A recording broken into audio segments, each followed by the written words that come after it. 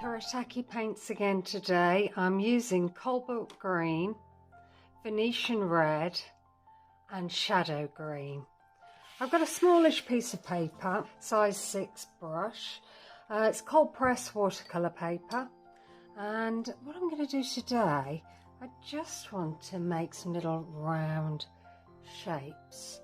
So I'm just going to start here, get some water on my brush, dip it into the pan and just bring some shapes round.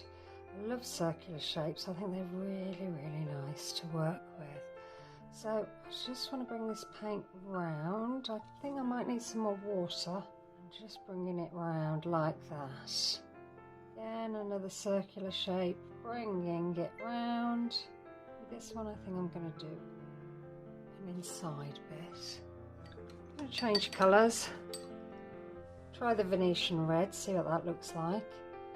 Bringing the colour round, letting it touch around again. And I'm just going to put an inside shape here. Try and even up those little jaggedy edges. I'm slowly building up a picture, just step by step, adding in the colours, not having a plan about it, just going with the flow, how I feel about it, and adding these colours in. Pushing down on the brush there, lifting it back up. Another one here. Letting those colours mix as they touch. Bringing that down here.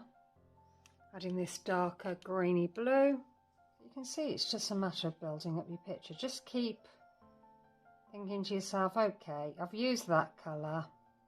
I'll move on to the next. And then when you feel you're done with the colour, put it down, swap it up, and you can change it up as you go. Feel as though I need a bit more red. It's sort of a browny kind of red. I wouldn't say it's a traditional in-your-face red. It's sort of a brown with a reddy kind of tinge to it. This green is sort of a very vibrant green. It's not a natural looking green. I just want to add some little tiny circles here, bringing them round. Using the tip of the brush, colours mix as they touch that larger round circle. That's fine. Not worried too much about that at all. In fact, I quite like it when it blooms off like this. Those bubbles down. I'm just going to have like a line coming up from here and round bubble shape here. And another line coming up. All a little bubble. Grabbing some of the green now, the bluey green. Exactly the same process. Some lines, different size bubbles on the line. Similar actually in size. Maybe I'll do this one. A bigger bubble. Bringing that up. Bubble shape there. Bring it up again. So I feel as though we've got a bit of space here to play with. So I think I'm just going to add some more of these bubble shapes. Add a bit of red because we haven't got many of these red ones. Bring it up from there. Nice bubble there. Bluey green here. So this is so easy to do. It's just about thinking, okay, I'm going to do bubbles today. It's very enjoyable doing bubbly shapes, I find. I don't know what it is, moving the brush around in a circle. So I quite like the way that looks. So I'm going to just let that dry and see what that looks like.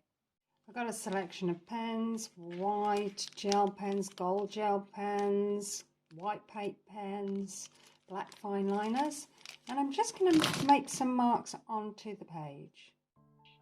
Using the black fine liner, just connecting the outer circle to the inner circle, just drawing little tiny lines, going round, and then outlining some of these shapes, and again doing some more of these lines.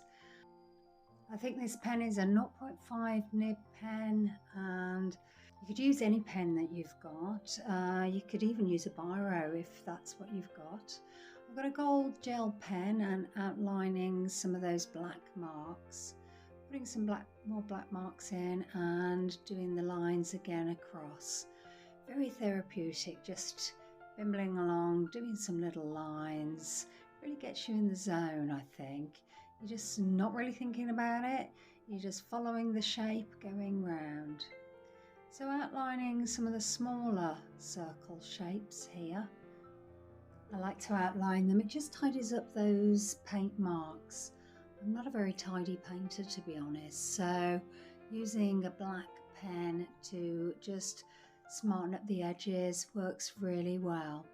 So again, going round the circle again, add in the black lines from one black round line to another, and just completing the spaces as I go along. Once I've done all my little black marks, then I'm going to use a gold gel pen and just go round the edges of those marks. Just tidies it up really, really nicely in case you've spilt over with those black marks.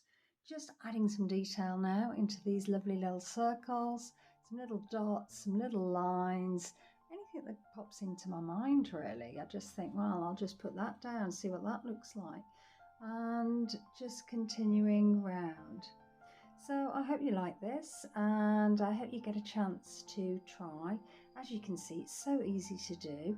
You've just got to break it up into segments, get the paint down, and then add your detail in with the pen. If you would like to leave a comment, that would be great. I would love to hear from you, hear what you're up to, whether you're going to try this, what colours you're going to use, etc. If you haven't already subscribed, if you consider subscribing, that would be great. Or maybe liking, that would be really, really good. So continuing now with a white gel pen, adding some little details there, some little lines across those lines. I think that looks kind of cute. And adding some more black details around the little circles. Adding some white gel pen to these lovely links. I think that really looks quite nice.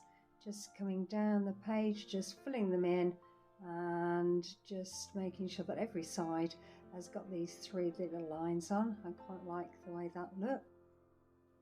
You could put any shapes you want. You could put zigzags, dots, whatever comes to mind. Just put it down on your page and just fill up the space. So now I'm just completing some shapes into the circles, into the centre circles.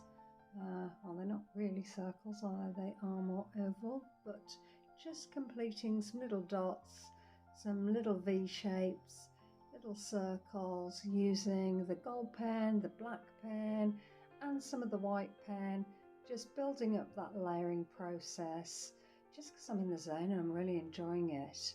So I just want to continue until the space is all full. And then once you feel that your space is full, then you might want to outline your page as I've done here. And that gives a lovely border. So when you peel away the tape, as I'm doing here, it just looks really nice, like a finished piece. So you can see the detail here, and I think it's worked quite well. I love the colours, these Kuretake colours. I think they are so lush. So you can see everything there, all the little details in between. And I hope you get to try. And thank you so much for watching. Hope you're having a great day, and see you soon.